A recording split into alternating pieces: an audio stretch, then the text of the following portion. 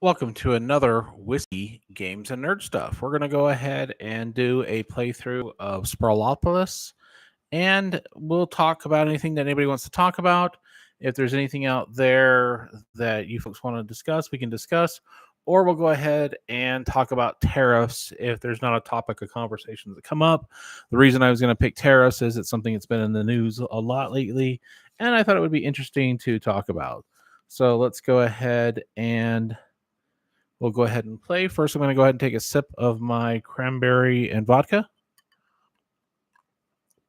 And as always, please feel free to ask any questions in the chat.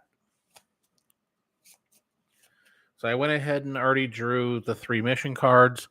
The 3 mission cards are going to be Super Highway.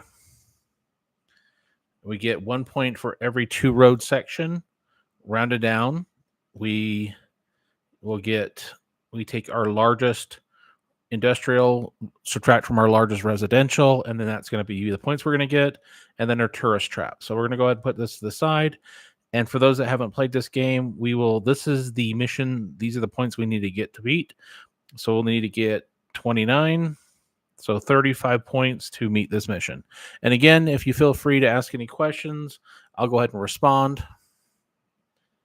And I'm going to go ahead and chat something real quick.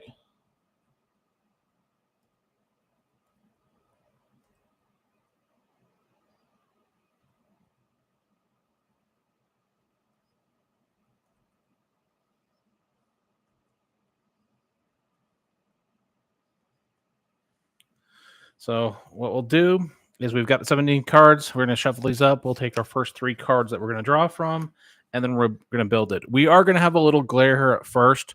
That's something I am playing with the lighting, but hopefully the glare will go away once I put 1 or 2 cards out. So let's go ahead and take a sip. So we do want to make sure we have a much more bigger residential spot than we do industrial. We want to have long roads, and we want to try and get these commercial spots outside. So let's go ahead and pick our first card. We'll just start with this one right here in the middle. We'll draw another card. And let's see where we want to play this one. So we want to have a long highway. We want to try and get our residentials on the edge. So let's go ahead.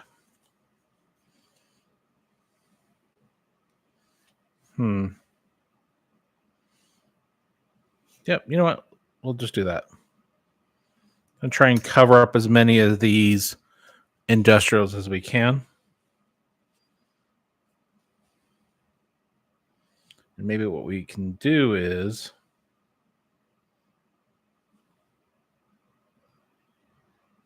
we'll do it like that. All right, how do we want to do this? We've got these 3. We kind of want to get this longer road going if we can. Let's go ahead and take a sip.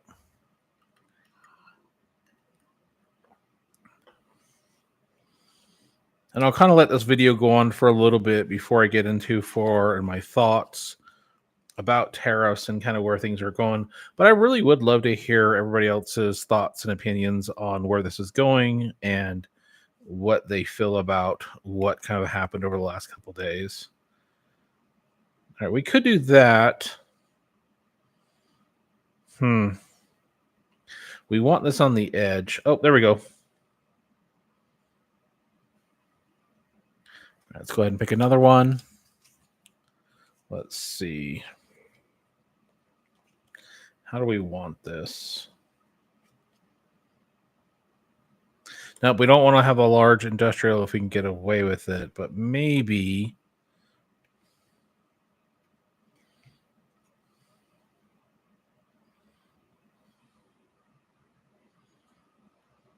there we go. Then how about we do something like that? All right, let's take a look.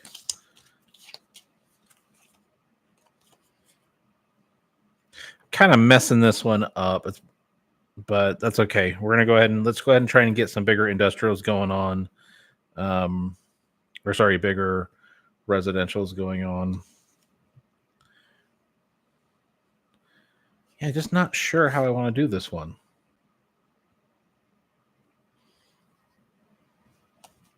We want to keep this road going, so let's just go ahead and do this. And then if we can, we want to have kind of there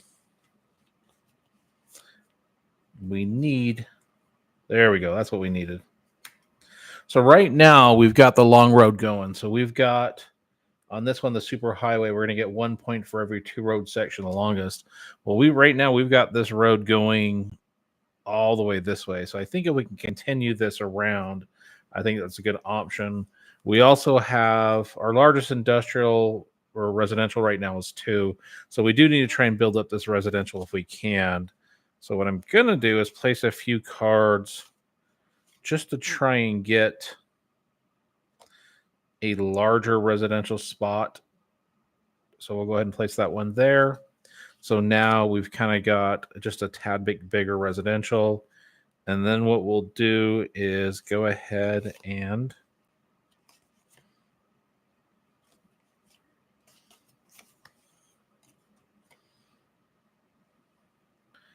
do that. So now we've got 1, 2, 3, 4, 5 for the residential. All right. And let's go ahead and keep this on the edge. Oops. All right. This is where we're going to, I'll go ahead and just go a little bit longer there. We're down to our last 3 cards.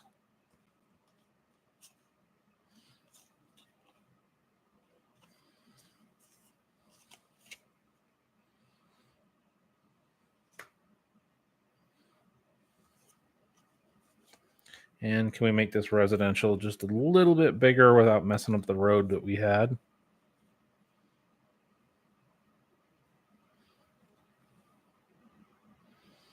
I don't think that we can. So let's go ahead and try and let's get that on the edge there, and we'll get that.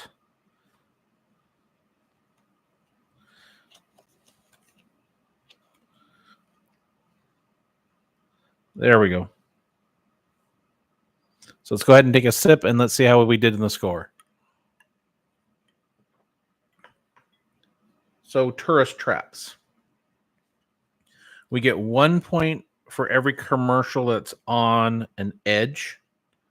And we get 2 points for every commercial that is on a corner. So right now on edges, we've got 1, 2, 3, 4, 5, 6, 7, 8. Let's do that one more time. 1, 2, 3, 4, 5, 6, 7, 8. And then we're going to get 2 points because this is on the corner. So we're going to get 10 points for the tourist trap. All right. Then we're going to look at our super highway. So we're going to get 1 point for every 2 road section rounded down for our longest route. So this is going to be our longest route. So what we're going to do is we're just going to count how many of these are, and then we'll divide it by 2. So we've got 1, 2, 3, 4, 5, 6, 7, 8, 9, 10, 11, 12, 13, 14, 15, 16, 17, 18, 19, 20, 21, 22, 23, 24, 25, 26, 27. We'll make it 26. So that's going to give us 13 points. So we're going to get 13 points for the highway, which puts us at 23 points, the 10 and 13. Now we have our master planner. We're going to take our largest residential, which unfortunately our largest residential is 1, 2, 3, 4, 5. So subtract our largest industrial, which I think we did pretty good with that. We only kept the industrial at 1. So that's going to put us at 4. So right now we've got 10, 13, and 4. So that's going to put us at 27. Then what will happen is we'll get the points for what do we have for the largest of each group. So the largest park we have is 2. So that's going to put us at 29. The largest residential, as we know, was the 5. So that's going to put us at 34. The largest industrial we have is 1. So that's going to put us at 35. And then the largest commercial space that we have together is 2. So we're going to be at 37. And then, of course, to determine if we won this or not, we had to exceed the point value of these 3 together. So that's 29. 29 plus 6 is 35. We got a 37, so we would have won that game. So I'm going to go ahead and shuffle these up. I noticed that we've got a couple people watching. Feel free to ask any questions or comments in the comment section. One of the topics that I kind of threw in there, and I figured what we'd do is on some of these where I do the lives, is I'll do the playthrough and we'll talk about topics, and we can talk about anything that's whiskey, games, and nerd stuff. And being a nerd, of course, I follow the news and like to look into things. And one of the things that's been in the news a lot is tariffs lately.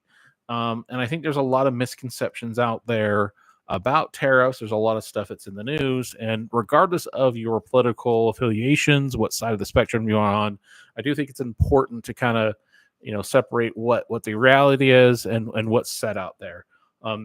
As always, anything that I say in these videos or anything I say in this particular live video, always check, right? Always check your, the sources, always look into it.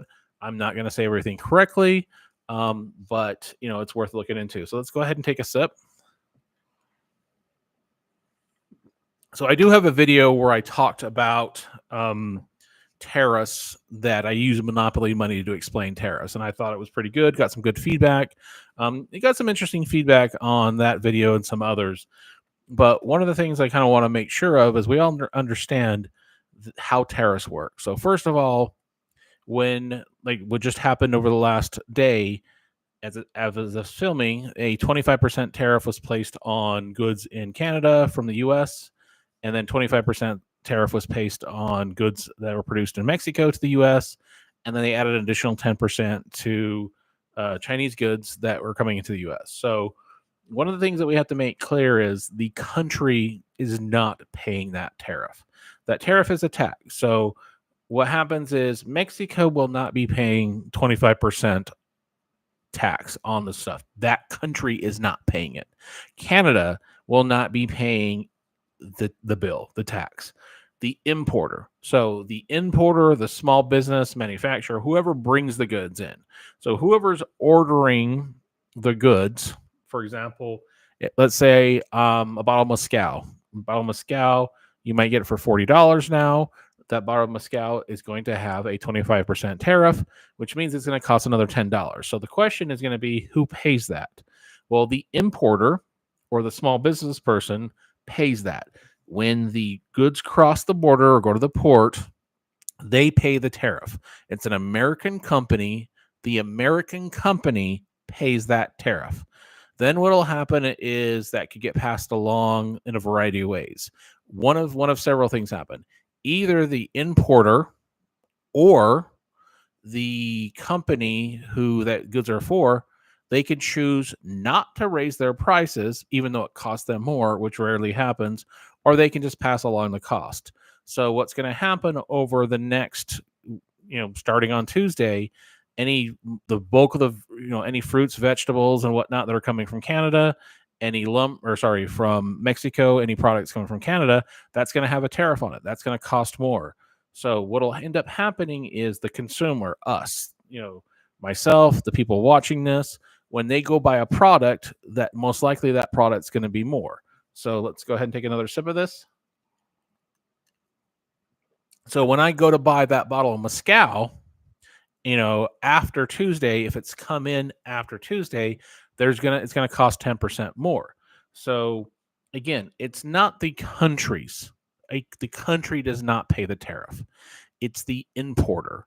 And I'll use some of these terms interchangeably. It's the importer, it's the small business, it's the manufacturer, it's the person who ordered the product. But generally, it's the importer who's paying that. They have a little sheet they fill out, they put it in there. That's how it works. Now, the prices are going to go up. There's just no way around it. especially anything that's coming in from Canada, anything that's coming in from Mexico. Now, a lot of things that you'll hear people say is, well, we're passing this, you're going to hear another country pays it, which is false. You're also going to hear, well, we're doing this to protect jobs, American jobs. So you're going to hear that America's raising this tariff because they have to protect jobs. It doesn't quite work that way. So let's kind of go through a couple of examples. If you're a small business in the US and you have goods that are manufactured,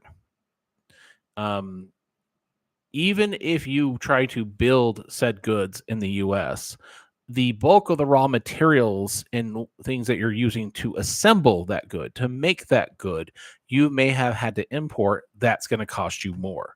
The manufacturing alone is going to cost you more. The fact that that cost you more, you're going to have to pass those costs along, which means that depending on how your business goes, you might not be able to expand. You might not be able to hire as many people. You're not going to be as profitable. And then you'll have people say, well, again, they're going back to the argument, this protects American jobs. Well, let's kind of run this case through. Let's see how many jobs are affected by this. So let's say you've got, pick a product, all the fruits and vegetables.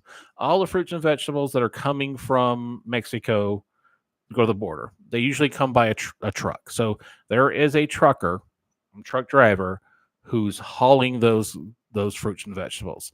Those fruits and vegetables might go to a distribution center. They might go to a sorter. Who knows who they go to? So there's going to be two people there. Then those fruits and vegetables, those either go to restaurants or to go to grocery stores. So, and then if they're going to the restaurants, then you've got the cook, the waitress, the waiter, everybody who is making the food and then serving the food. If it's a restaurant, if it's a grocery store, then you've got the person who's stocking the shelves, the clerks and whatnot.